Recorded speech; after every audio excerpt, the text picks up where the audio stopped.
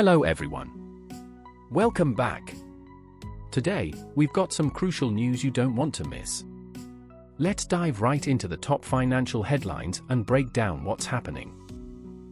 Today's top financial headlines offer two key insights worth sharing with you. The first is a hot topic on Wall Street today. The Wall Street Journal ran a headline that caught a lot of attention: Fed's Kashkari sees further modest cuts in coming quarters. Now, if you've been following this channel for a while, you know I've talked about Kashkari before and stressed how important it is to keep an eye on him. Why?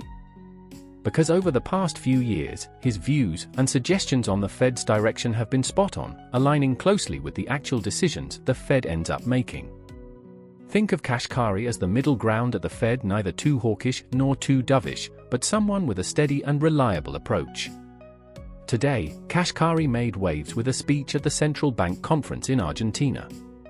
He expressed his satisfaction with the Fed's 25 basis point rate cut in September, calling it the right move. More importantly, he pointed out that there are two more Federal Open Market Committee meetings before the year ends in November and December, and he believes a 25 basis point rate cut at each meeting is a reasonable starting point. Now, Kashkari is the first Fed official to give such a clear-cut prediction for the next couple of months, and given his track record, it's no surprise this news is all the buzz on Wall Street today.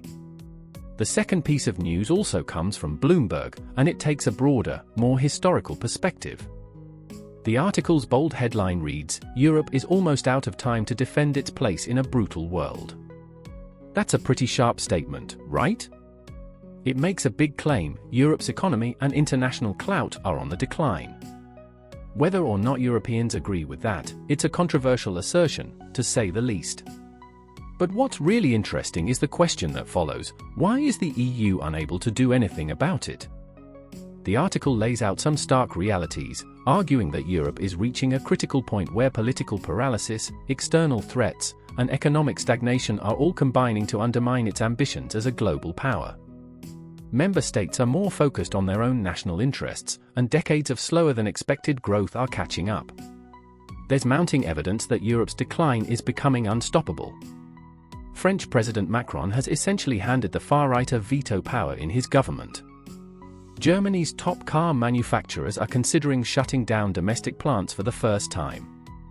And US tech giants, frustrated with Europe's stringent AI regulations, are pulling back from the European market altogether. This paints a troubling picture: Europe's ability to act as a unified, dynamic economic force is weakening. Its capacity to respond to global challenges, from China's industrial policies to Russia's military aggression, and even a potentially hostile future US administration, is diminishing. Mario Draghi, the former Italian Prime Minister, has called for more investment and collective action, like issuing joint bonds to counter Europe's low productivity growth. But the lukewarm or outright hostile responses from European governments suggest that any real momentum for change is lacking. Brussels-based economist Wolf was blunt, saying, "If you want to be a geopolitical power, economic strength is key."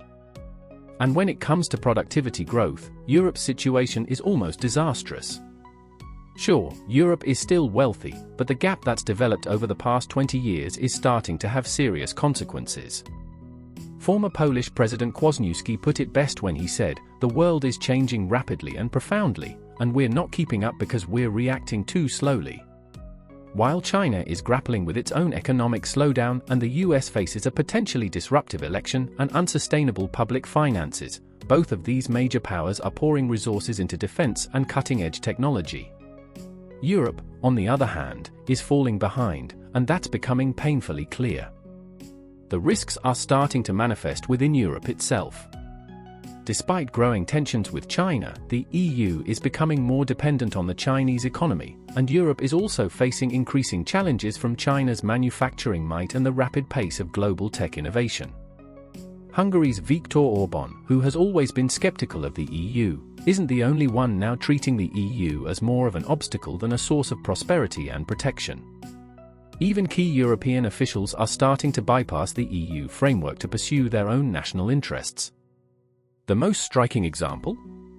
Apple's recent decision not to roll out its latest AI product in the European market, due to the region's restrictive AI rules. That's a blow to Europe's self-proclaimed role as the global benchmark for regulatory standards. Not long ago, most multinational companies saw the EU single market as too big and too lucrative to ignore, even with heavy regulation. Now, US tech giants seem to think Europe's rules aren't worth the hassle.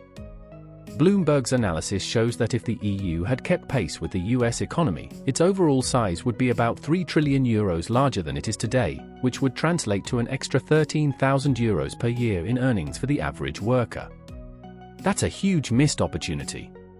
So, while Europe's struggles are clear, it's also clear that Europeans themselves need to come to terms with the reality of their situation before they can address it. Bloomberg is, in some sense, pointing fingers, but if Europe doesn't see the problem, the solution is going to remain elusive.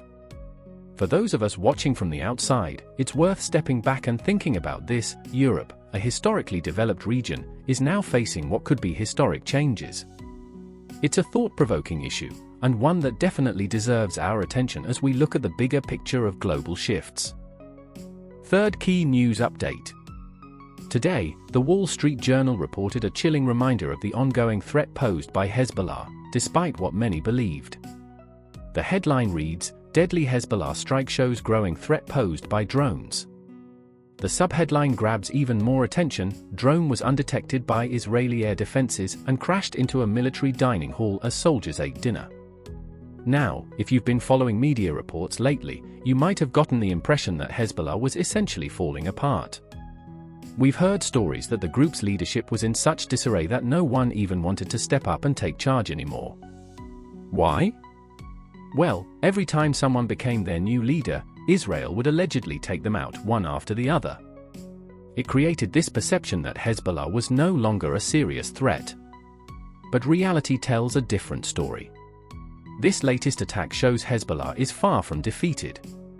According to the report, Hezbollah used a drone to attack a military base in central Israel, killing 4 soldiers and injuring dozens. This incident reveals a glaring vulnerability in Israel's highly praised air defense system, something military officials admitted is tough to fix. And given Israel's reputation for being at the forefront of military tech, this is quite a revelation. The drone was launched Sunday night, flying undetected past Israel's defense systems, and eventually crashing into the Golani Brigade base near Beit Yamim. Israeli emergency services reported that 61 soldiers were injured. According to Israel's army radio, the drone didn't even trigger any alarms, hitting the dining hall while soldiers were in the middle of their dinner. Photos and videos circulating on social media show the aftermath: a gaping hole in the ceiling and bloodstains covering the floor. Hezbollah wasted no time in claiming responsibility, stating they had launched a squadron of drones at the base. What's really concerning is that current and former military officials are now acknowledging the challenge Hezbollah's drones pose. While Israel's military has been laser-focused on long-range threats like rockets and missiles, it seems drones have been considered more of a secondary issue. That's despite the fact that drones have played a critical role in the war in Ukraine. Israel might need to rethink its strategy, especially since these UAVs are proving harder to detect during reconnaissance phases. So, what does this all mean? For starters, it's clear the conflict between Hezbollah and Israel is far from over. Anyone who thought Hezbollah was no longer a serious player might want to think again. And let's be real, this only adds more fuel to the fire in a region that's already a powder keg. What do you think? The Middle East, as always, feels like it's on the brink, and this kind of attack just reinforces how fragile the situation remains.